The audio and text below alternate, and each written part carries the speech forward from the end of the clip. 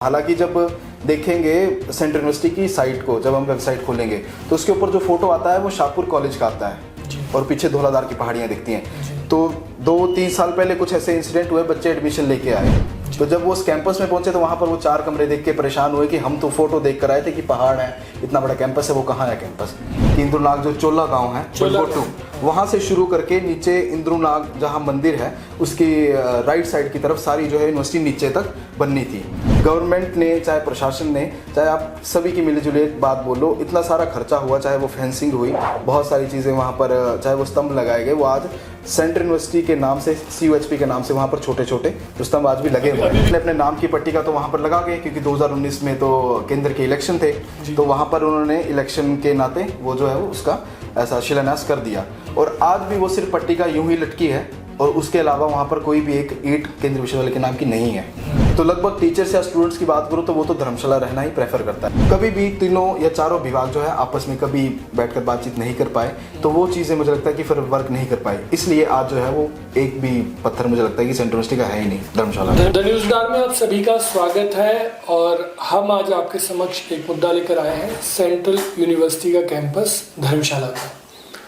Central university जो है वो 2009 और 10 के आसपास जो है वो 12 केंद्रीय विश्वविद्यालय पूरे भारत में अनाउंस हुए थे और मुझे लगता है कि हिमाचल प्रदेश का एक अपनी तरह का एक ऐसा विश्वविद्यालय है कि इसकी जो आप कह सकते हो कि जो दशा है उसको दुर्दशा भी कहा जा सकता है कि पहले शाहपुर, फिर धर्मशाला और देहरा कैसे टुकड़ों में यूनिवर्सिटी चल रही है और अब नया मुद्दा जो है वो उभर के आया है राजनीति में कि यहाँ पर पॉलिटिकल जो राइवल्स हैं उनके राइवलिज्म के चलते, पॉलिटिकल वेंडेटा के चलते जो है वो ये धर्मशाला का कैंपस नहीं आ रहा है। और इसी मुद्दे पे बात करने के लिए हमारे साथ हैं अभिषेक कुमार, ये सोशल एक्टिविस्ट हैं और आरंभ नाम की एक NGO चलाते हैं और स्टूडेंट्स के मुद्दों से भी ये जुड़े रहे हैं। 8-9 साल उसमें भी इन्होंने काम किया। अभिषेक जी, आपका स्वागत है। धन्यवाद।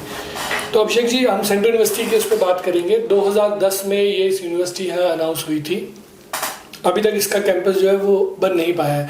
तो आपको क्या लगता है कि धर्मशाला में जो ये कैंपस आना है, इससे धर्मशाला को फायदा रहेगा या इसका नुकसान रहेगा? सर, बेसिकली मुझे लगता है कि इसका फ़ायदा तो बहुत ज़्यादा होने वाला है और पिछले मुझे लगता है कि आज तो 10, 11, 12 साल हो गए हैं इस कैंपस को अनाउंस हुए, पर अभी तक एक भी ईंट का ना लगना, वो मुझे लगता है कि सभी की बहुत बड़ी खामी है, चाहे वो वर्तमान की गवर्नमेंट की बात करते हैं या पिछली गवर्नमेंट की बात है। क्योंकि जब भी कोई एजुकेशनल इंस्टीट्यूट किसी भी एरिया में रहता है या आता है या अनाउंस होता है तो उससे वहाँ का जो है वो रोजगार भी बहुत सारा नया जनरेट होता है और उससे जो हमारे यहाँ के स्टूडेंट हैं उनको यहाँ से दिल्ली, चंडीगढ़ जाने की असुविधा झेलनी नहीं पड़ेगी। क्योंकि हम देखते हैं कि हमारे बहुत सारे स्टूडेंट हैं +1 +2 के बाद जो है दिल्ली, चंडीगढ़ की ओर जा रहे हैं। परंतु सेंट्रल यूनिवर्सिटी के आने के बाद हमारे मन में भी ऐसा था कि हमें जो सारे कोर्सेज इतने महंगे करने पड़ते थे बाहर जाके, तो अब हमें वो अपने घर पर ही अवेलेबल होंगे। तो इसका लंबे समय से ना बन पाना मुझे लगता है कि बहुत बड़ा दुर्भाग्य है। ऐसा कहा जाता है कि जो मौजूदा सरकार के बारे में ये लोग कहते हैं कि सुखविंदर सिंह सुक्खू जो हमारे मुख्यमंत्री है उनका एक पॉलिटिकल वेंडेटा है सिटिंग MLA सुधीर शर्मा जी के साथ और उस चक्कर में जो है वो ये प्रोजेक्ट लटक गया।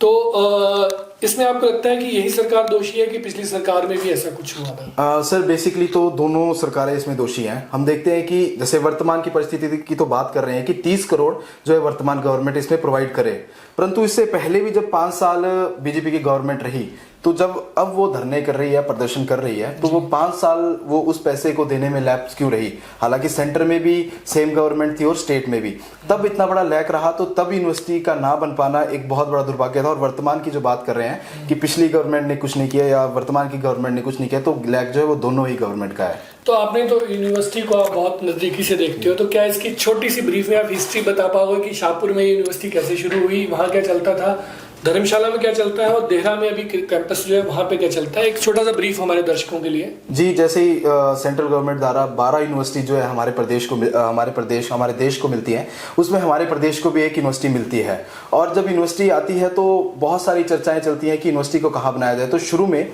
जो है इसका एक कैंपस जो है एक अलग तौर से जो है वो शाहपुर में बनाया गया, जहाँ पर शाहपुर कॉलेज चल रहा था। तो उस स्थान पे जो है इस यूनिवर्सिटी को शुरू में खोला गया, जहां पर कुछ मिनिमम कोर्सेज से इस यूनिवर्सिटी को शुरुआती फेज में चलाने के लिए काम किया गया। ये 2011 और 12 की बात है। उसके बाद जो है वो कुछ कोर्सेज जो है वो 2015 में धर्मशाला लाए गए, जिसमें मुझे लगता है कुछ मैनेजमेंट के कोर्सेज थे, कुछ लैंग्वेज के कोर्सेज थे और कुछ जर्नलिज्म मीडिया के कोर्सेज थे। ये काम हुआ शायद वीरभद्र सिंह की। जी, ये जब वीरभद्र सिंह जी की सरकार बनी और वर्तमान में जो हमारे विधायक हैं वो भी तब उस समय भी हमारे यहाँ से विधायक थे और मुझे लगता है कि मंत्री रहे उस समय। हाँ। तो उस समय धर्मशाला में जब बीएड की बिल्डिंग बनी, जो धर्मशाला महाविद्यालय, धर्मशाला जो है बीएड कॉलेज है, उनकी नई बिल्डिंग बनती है, तो वहां पर इन कोर्सेज को शिफ्ट कर दिया जाता है एक अस्थायी रूप से, कि जब तक हमारा कैंपस स्थायी नहीं बनता है तब तक हम उसको स्थायी रूप से चलाते हैं। तो 2015, 16, 17, 18 तक ये यूं ही चलता रहा। 2017 में, 2016 में इसके कुछ जो भाग हैं वो देहरा शिफ्ट कर दिए गए, चाहे वो हम बात करते हैं ऐसे हिस्ट्री, पॉलिटिकल या कुछ जो ऐसे सारे विभाग थे वो सारे देहरा में शिफ्ट कर दिए गए।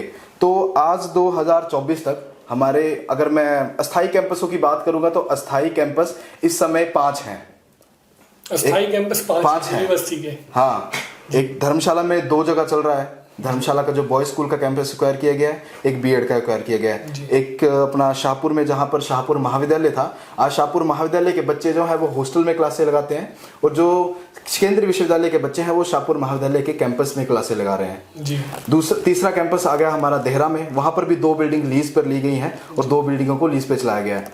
सबसे बड़ा प्रश्न तो सर ये है कि जितनी पैसा अभी तक पिछले 10 सालों में इन लीज के लिए या बसों के लिए या हॉस्टल के लिए, जो धर्मशाला में भी देखते हैं हम कि जो गर्ल्स हॉस्टल है वो एक प्राइवेट ऑर्गेनाइजेशन के साथ मिलकर चलाया गया है, प्राइवेट बिल्डिंग को लीज पर लेके चलाया गया है। तो अगर आज तक हम उसका 2015 से 2024 तक का एक हर महीने का आंकड़ा लेंगे तो वो करोड़ों में उनका बजट जा रहा है। चाहे वो हम कांगड़ा में बॉयज हॉस्टल की बात करते हैं, वो भी एक निजी बिल्डिंग है जहां पर उसको चलाया जा रहा था, तो उसका भी हम आंकड़ा लेंगे तो वो भी करोड़ों में जा रहा है।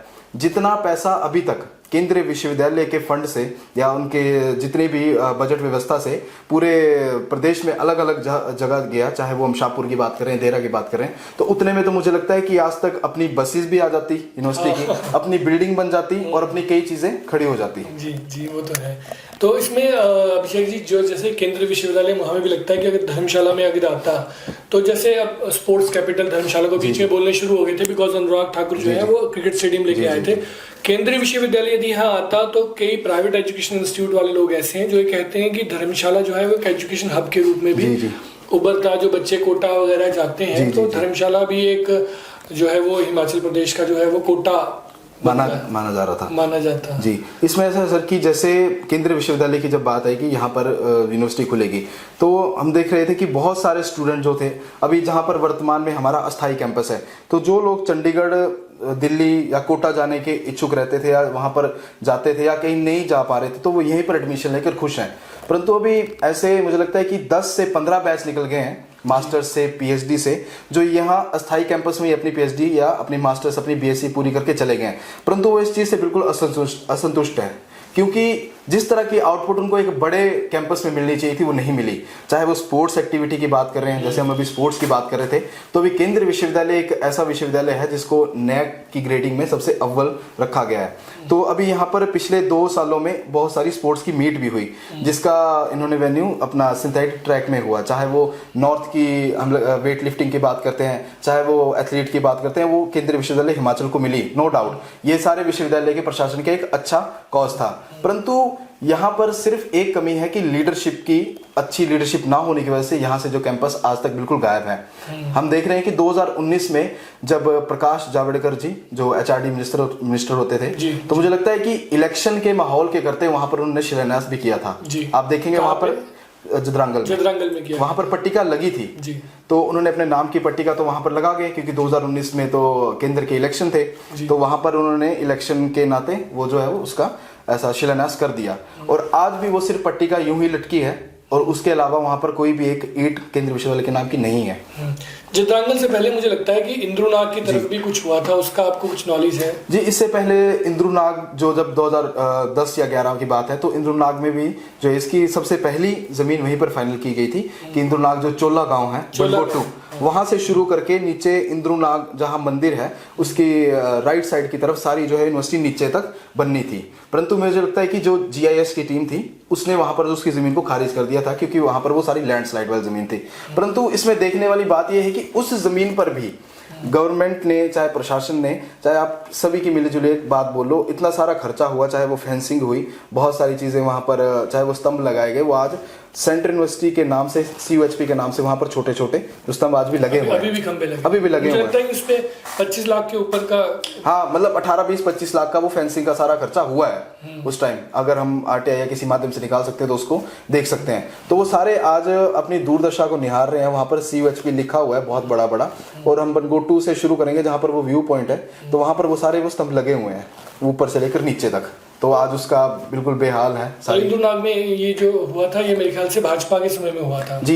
ये जो इंद्रनाग में हुआ सर, ये सेंटर में तब कांग्रेस गवर्नमेंट थी और स्टेट में भी कांग्रेस की गवर्नमेंट थी, वीरभद्र सिंह के समय में। हाँ वीरभद्र सिंह के समय में ये सारा जी। और उसके बाद जो दरंगल वाला हुआ था उसमें जो है वो मुझे लगता है कि तब भी कांग्रेस की गवर्नमेंट थी जी, और आज भी कांग्रेस की गवर्नमेंट है, और ये प्रोजेक्ट भी दिया भी शायद तब कांग्रेस की गवर्नमेंट में सेंटर में हुई थी। जी। लेकिन फिर भी इसकी दुर्दशा है कि धर्मशाला में जो नहीं बन पा रही है, वो कैंपस बन नहीं पा रहा है। तो इसमें अभिषेक जी, जैसे अब यूनिवर्सिटी का जो माहौल है कि आप काफी नजदीक रहे हैं स्टूडेंट्स के और टीचर्स के, तो जो टीचर्स हैं उनको वो लोग क्या प्रेफर करते हैं? धर्मशाला प्रेफर करते हैं, देहरा प्रेफर करते हैं? जी लगभग तो अभी टीचर्स की बात करें, क्योंकि धर्मशाला एक ऐसी जगह है जहाँ पर हर परिस्थिति जो है अनुकूल है, तो लगभग टीचर्स या स्टूडेंट्स की बात करूँ तो वो तो धर्मशाला रहना ही प्रेफर करता है। अभी जैसे लंबे समय से बातचीत चल रही है, देहरा में तो अभी कैंपस बन भी रहा है काफी, मुझे लगता है पिछले 2 साल से काफी कैंपस बन गया है तैयार भी हो जी। तो लगभग काफी मुझे लगता है कि देहरा या शाहपुर या धर्मशाला की क्लासेस वहाँ पर शिफ्ट भी होंगी। पर बच्चों का रुझान या टीचर्स का रुझान तो इतना धर्मशाला के लिए शुरू से ही था कि एक मन में छवि बनी थी। आप हालांकि जब देखेंगे सेंट्रल यूनिवर्सिटी की साइट को, जब हम वेबसाइट खोलेंगे तो उसके ऊपर जो फोटो आता है वो शाहपुर कॉलेज का आता है और पीछे धौलाधार की पहाड़ियां दिखती हैं। तो 2-3 साल पहले कुछ ऐसे इंसिडेंट हुए, बच्चे एडमिशन लेके आए, तो जब वो उस कैंपस में पहुंचे तो वहां पर वो 4 कमरे देख के परेशान हुए कि हम तो फोटो देख कर आए थे कि पहाड़ है, इतना बड़ा कैंपस है, वो कहाँ है कैंपस। तो ये सबसे बड़ा लैक मुझे लगता है प्रशासन और सरकार का बिल्कुल है। और इसमें यदि हम देखेंगे जिन लोगों ने इस प्रोजेक्ट को पुश किया है, आई थिंक वो उनके 2 लीडर का काफी सहयोग रहा। एक तो सुधीर शर्मा का, जी उन्होंने धर्मशाला के लिए सेंट्रल यूनिवर्सिटी को पुश किया, और अनुराग ठाकुर ने देहरा के लिए पुश किया। इसके अलावा आपको लगता है कि किसी का कोई? जी मुझे लगता है जैसे इससे पहले तो अनुराग ठाकुर जी ने बहुत ज़्यादा सेंट्रल यूनिवर्सिटी के लिए काम किया है। जैसे अभी देहरा में कैंपस बन रहा है तो मुझे लगता है कि बिल्कुल उनके 101% हस्तक्षेप की वजह से वहाँ पर कैंपस खड़ा हुआ है। और धर्मशाला की जब बात करते हैं तो वर्तमान के विधायक की इसमें बहुत अहम भूमिका रही है। पिछले कई लंबे समय से वो जो है वो इस विश्वविद्यालय की लड़ाई लड़ रहे थे, परंतु राजनीतिक उठापटक के कारण जो है वो इस चीज़ को सफल नहीं कर पाए। हालांकि जब हमारे 2-2.5 साल के लिए विधायक विशाल नहरिया जी भी रहे तो वो भी इस चीज़ के लिए सजग थे, परंतु बहुत सारी कठिनाइयां थी, चाहे वो फॉरेस्ट की तरफ से थी, चाहे वो प्रशासन की तरफ से थी, चाहे वो विश्वविद्यालय प्रशासन की तरफ से थी। मेन ऐसा था कि कभी भी 3 या 4 विभाग जो है आपस में कभी बैठकर बातचीत नहीं कर पाए, तो वो चीज़ें मुझे लगता है कि फिर वर्क नहीं कर पाए। इसलिए आज जो है वो एक भी पत्थर मुझे लगता है कि सेंट्रल यूनिवर्सिटी का है ही नहीं धर्मशाला को। इसका मतलब बहुत बड़ा लॉस हो जाएगा, और कांग्रेस को भी मुझे लगता है पॉलिटिकली सेटबैक रहेगा अगर। जी रहेगा, क्योंकि अभी स्टूडेंट जो है बेसिकली यही सोच रहा है कि लंबे समय से जो धर्मशाला में यूनिवर्सिटी बननी थी, तो स्टूडेंट्स के दिमाग में तो यही था कि यहाँ पर यूनिवर्सिटी बनेगी और हम एडमिशन लेंगे, हम पढ़ाई करेंगे, तो वो अस्थायी कैंपस में पढ़ाई करके चला गया है। तो उसके मन में द्वेष तो मुझे लगता है कि दोनों गवर्नमेंट के लिए है, क्योंकि आज अगर एक गवर्नमेंट नारे लगा रही है कि आप 30 करोड़ भरो, परंतु दूसरी गवर्नमेंट अभी वर्तमान में मैं देख रहा था खेल युवा मंत्री ने 31 मार्च तक का टाइम दिया है कि आप हम जो है वो 30 करोड़ की जो है ग्रांट भर देंगे, परंतु अब ये भी देखते हैं कि कितना इसको हम जो है वो धरती पर ला पाते हैं।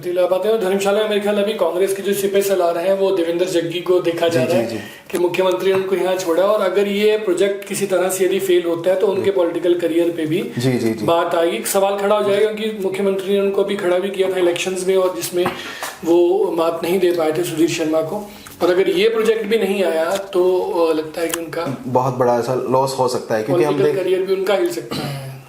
ऐसा है कि सर इसमें बहुत सारे प्रोजेक्ट जो अभी हम देख रहे हैं कि हमीरपुर की तरफ को तो ज़्यादा झुकाव है ही, चाहे वो एजुकेशनल है, चाहे वो मेडिकल फैसिलिटी की बात कर रहे हैं। अभी हम देख रहे हैं कि वर्तमान में अभी एक नया राधाकृष्ण सर्वपल्ली मेडिकल कॉलेज हमीरपुर से पहले बनकर तैयार हो गया। अभी चाहे वो सेंट्रल यूनिवर्सिटी की बात करें तो सर जो 12 यूनिवर्सिटीज मिली थी 2009 में, तो उन स्टेट्स को दूसरी यूनिवर्सिटी भी मिल गई है और वो दूसरी यूनिवर्सिटी भी वर्किंग है। जम्मू की बात करते हैं, वहाँ पर सेम हमें 2009 में सेम यूनिवर्सिटी मिली, उनकी यूनिवर्सिटी बन गई और वहाँ पर अब सेकंड यूनिवर्सिटी का भी काम शुरू हो गया है, सेकंड सेंट्रल यूनिवर्सिटी का।